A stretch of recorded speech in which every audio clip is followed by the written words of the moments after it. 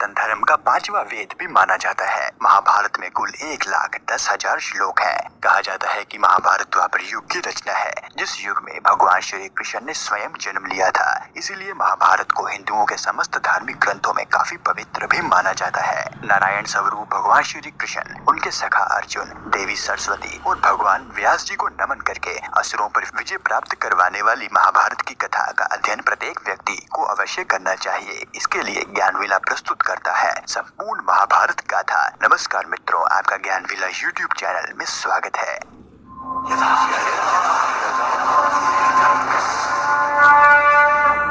महर्षि वेदव्यास द्वारा रचित महाभारत में कुल 18 पर्व है। प्रत्येक पर्व में श्लोकों के माध्यम से महाभारत की कथा का संपूर्ण सार बताया गया है। महाभारत काल में जन्मे समस्त वीर पुरुषों के पूर्वज मुख्य रूप से कुरु वंश से संबंधित थे। महाभारत की कहानी की शुरुआत महाराज शांतनु के राज्य काल से होती है, जो कि राजा कुरु के वंश में जन्मे थे। महाराज शांतनु का विवाह गंगा माता से हुआ था, जिन्होंने विवाह से पहले महाराज शांतनु के समक्ष यह शर्त रखी थी कि वह उनसे तभी विवाह करेंगे जब वह उन्हें यह वचन देंगे कि महाराज शांतनु उन्हें कभी किसी कार्य के लिए मना नहीं करेंगे। माता गंगा की यह शर्त मानने के बाद महाराज शांतनु ने उनसे विवाह किया। महाराज शांतनु और माता गंगा के 8 बालक हुए। कहा जाता है कि माता गंगा प्रत्येक बच्चे के जन्म के बाद उन्हें नदी में बहा देती थी, जिसके पीछे की वजह बच्चों का पिछले जन्म में श्रापित होना था। लेकिन माता गंगा जब अपने 8वें पुत्र को नदी में बहाने जा रही थी, तभी महाराज शांतनु ने उन्हें टोक दिया और माता गंगा का वही पुत्र आगे चलकर देवव्रत यानी कि भीष्म पितामह के नाम से जाना गया।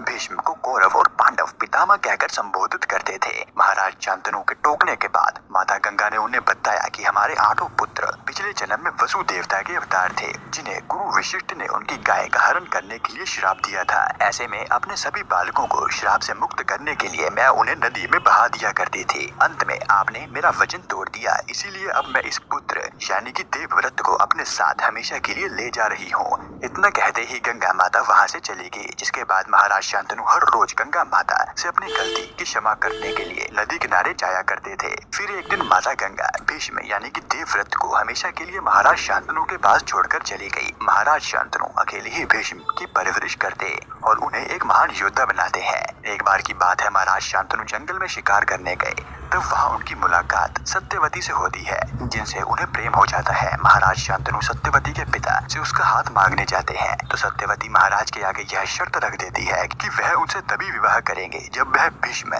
के स्थान पर उनके गर्भ से जन्मे बालक को हस्तिनापुर राज्य का उत्तराधिकारी घोषित करेंगे। लेकिन महाराज शांतनु को यह बिल्कुल भी मंजूर नहीं था और वह सत्यवती की शर्त को नामंजूर कर वापस राजमहल लौट आते हैं।